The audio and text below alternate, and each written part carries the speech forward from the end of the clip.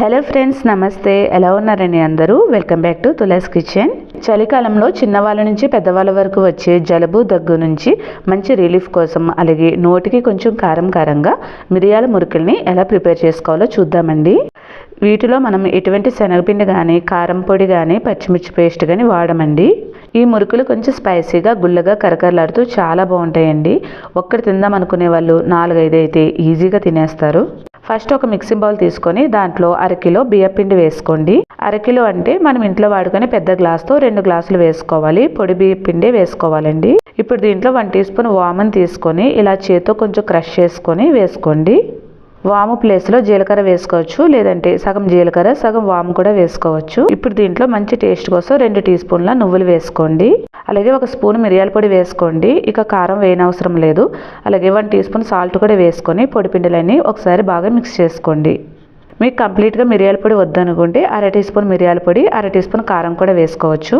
ఇప్పుడు దీంట్లో కరిగించిన బటర్ కానీ, నెయ్యి కానీ 2 టీ స్పూన్స్ వేసుకోండి, లేదంటే వేడి చేసిన నూనె కూడా వేసుకోవచ్చు. ఇప్పుడు మనం వేసుకున్న నెయ్యి పిండికి బాగా పట్టేటట్టు కలుపుకోండి. ఇప్పుడు వేడి చేసుకున్న వాటర్ని కొంచెం వేసుకుంటూ పిండిని చపాతీ ముద్దలా సాఫ్ట్గా కలుపుకోవాలి. మరీ మెత్తగా కాకుండా, గట్టిగా కాకుండా ఇలా సాఫ్ట్గా కలుపుకోండి.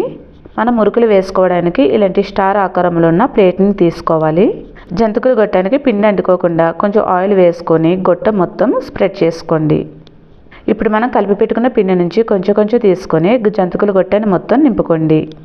పిండిని మొత్తం నింపేశాక జంతికలు గొట్టాన్ని టైట్గా క్లోజ్ చేసుకోండి. తర్వాత ఏదైనా షీట్ మీద కానీ, బటర్ పేపర్ మీద కానీ, లేదంటే ఇలా ప్లేట్లో కానీ చిన్న మురుకుల షేప్లో వేసుకోండి. మురుకులు ఇలా మంచి షేప్లో రావాలనుకుంటే డైరెక్ట్ ఆయిల్లో వేస్తే రావండి. ఖచ్చితంగా ఇలా ఫస్టే మనం మురుకులను ప్రిపేర్ చేసుకొని తర్వాత ఆయిల్లో వేసుకొని ఫ్రై చేసుకోవాలి. లేదు ఇటువంటి షేప్ ఏం అవసరం లేదనుకుంటే ఆయిల్లోనే పెద్ద జంతికలా వేసుకొని తర్వాత ముక్కలుగా చేసేసుకోవచ్చు. మనం పిండిలో కారం వేయకుండా మిరియాల పొడి వేసాం కదండి, అందుకనే జంతికలు చూడడానికి ఇలా తెల్లగా ఉంటాయి. వేగినా కూడా మంచి కలర్ వస్తాయండి. మొత్తం అన్నీ ఫస్టే ప్రిపేర్ చేసుకొని అవసరం లేదండి. ఒక వాయికి సరిపడా ప్రిపేర్ చేసుకొని పక్కన పెట్టుకోండి, సరిపోతుంది. కడాయిలో ఆయిల్ బాగా వేడెక్కక మాత్రమే మంటను మీడియం ఫ్లేమ్లో ఉంచుకొని మనం ప్రిపేర్ చేసి ఉంచుకున్న మురుకుల్ని ఒక్కొక్కటిగా వేసుకోండి. నూనె వేడెక్కకుండా వేసుకుంటే మురుకులు ఆయిల్ని పీల్చేస్తాయండి. సో వేడెక్కాక మంటను మీడియం ఫ్లేమ్లో పెట్టుకుని మాత్రమే వేసుకోవాలి. వేసిన వెంటనే గరిటతో కలపకుండా 1-2 మినిట్స్ వదిలేసి ఒకవైపు ఫ్రై అయ్యాక రెండో వైపుకి తిప్పుకోండి. ఇవి వేగుతున్నంతసేపు మంటను మీడియం ఫ్లేమ్లో పెట్టుకొని ఫ్రై చేసుకోండి. మంచి కలర్తో గుల్లగుల్లగా చాలా బాగా వస్తాయండి. ఇలా మంచి గోల్డెన్ కలర్ వచ్చి 2 వైపులా బాగా ఫ్రై అయ్యాక తీసేసుకోండి. వీటిని తీసుకొని ఏదైనా జాలి గరిటెలో వేసుకుంటే ఎక్సెస్ ఉన్న ఆయిల్ అంతా దిగిపోతుందండి. ఇవి ఒక్కసారి చేసుకొని స్టోర్ చేసుకుంటే 20 రోజుల నుంచి నెల వరకు నిలువ ఉంటాయి. బట్ అంతవరకు ఉంచడం అంటే కష్టమేనండి. 1-2 తినాలనుకునే వాళ్ళు 3-4 అయితే ఈజీగా తినేస్తారు. ఇవి పిల్లలకు కూడా చాలా బాగా నచ్చుతాయండి. పిల్లలకు జలుబు దగ్గు వచ్చినప్పుడు పాలలో మిరియాల పొడి వేసేస్తే తాగడానికి ఇష్టపడని వాళ్ళు ఉంటారు కదండి.